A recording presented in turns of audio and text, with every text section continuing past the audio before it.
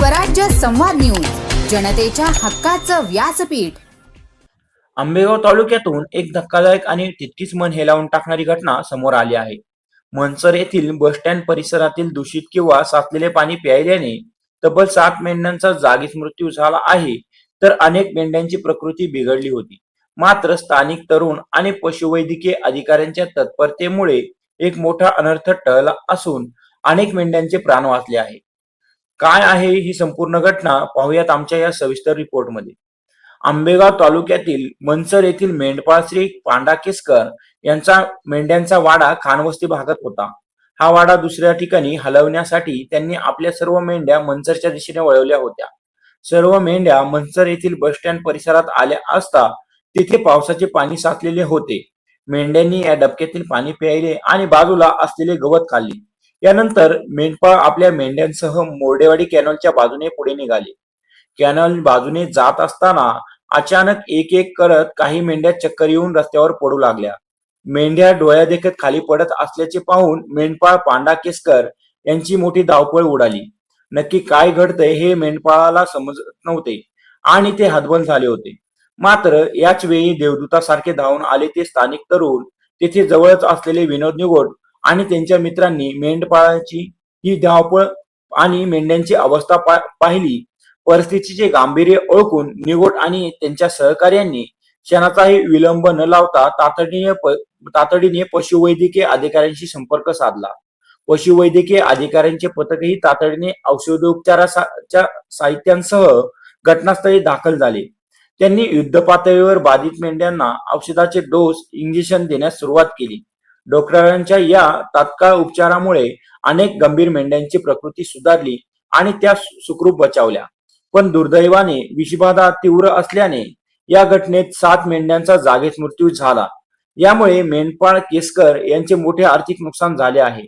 ऐन पावसाळ्याच्या तोंडावर साचलेल्या दूषित पाण्यामुळे ही विषबाधा झाल्याचा प्राथमिक अंदाज व्यक्त होत आहे. प्रशासनाने सार्वजनिक ठिकाणी साचणाऱ्या पावसाच्या पाण्याच्या विल्हेवाटीकडे लक्ष देणे गरजेचे आहे, जेणेकरून अशा मुक्या जनावरांचा जीव जाणार नाही. तर नमस्ते. आता नमस्कार. ही घटना झालेली आहे. नक्की या ठिकाणी ज्या मेंढ्या आहेत हम्म. त्या दगावल्या आहेत. कारण काय कळतंय किंवा काय? लक्षणांवरून प्राथमिक अंदाज हा विषबाधेचा आहे. त्याच्यामुळं जे मालक आहेत त्यांच्या 7 गाभण मेंढ्या त्या दगावलेल्या आहेत. 7 गाभण मेंढ्या. हा, त्यासाठी आपण त्यांचं पीएम करून त्याचे नमुने गोळा केलेले आहेत आणि सदर नमुने आपण पुढील तपासासाठी पुण्याला पाठवणार आहे. आता ह्या ज्या मेंढ्या होत्या, आता तुम्ही या ठिकाणी काय पंचनामा केलाय? पंचनामा हा पोलीस पाटील आणि तलाठी यांच्या सहाय्याने पंचनामा.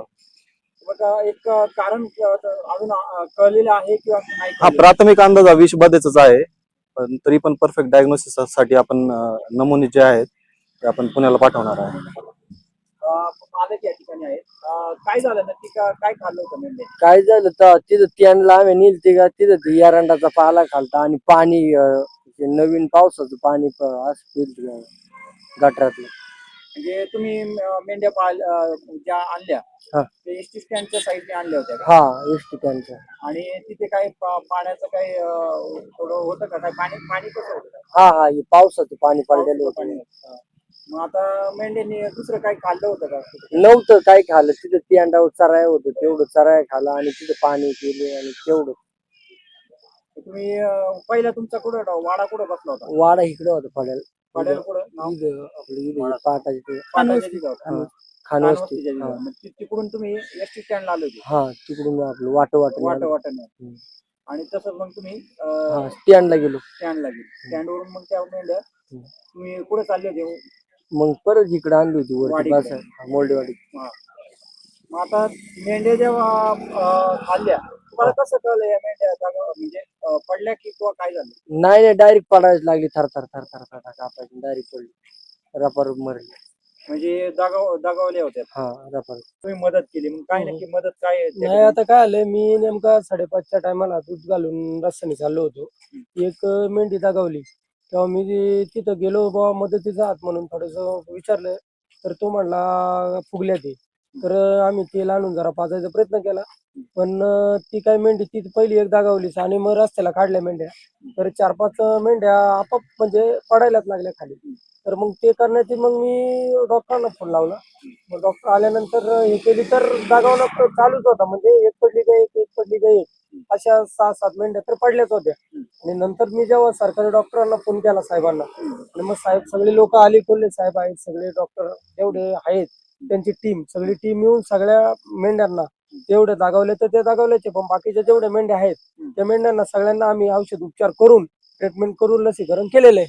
बरोबर ना साहेब?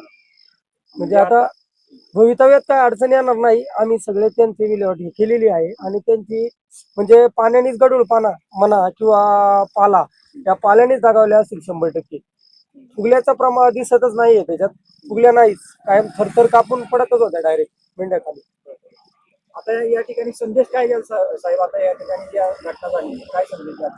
शक्यतो ज्या फिरस्तीला शेळ्या मेंढ्या असतील तर जे कोणी मालक असेल त्यांनी त्यांच्या खानपानावर हे थोडस लक्ष द्यावं, कारण की पावसाळ्याचे दिवस आहे, पाणी गढूळ असतं, चारा पण नवीन आलेला असतो, त्यामुळे शक्यतो पोटफुगी किंवा विषबाधा या गोष्टी जास्त प्रमाणात घडू शकतात. त्यामुळं जेवढे काही मालक लोक आहेत त्यांनी ह्या गोष्टींवर थोडंसं लक्ष द्यावं.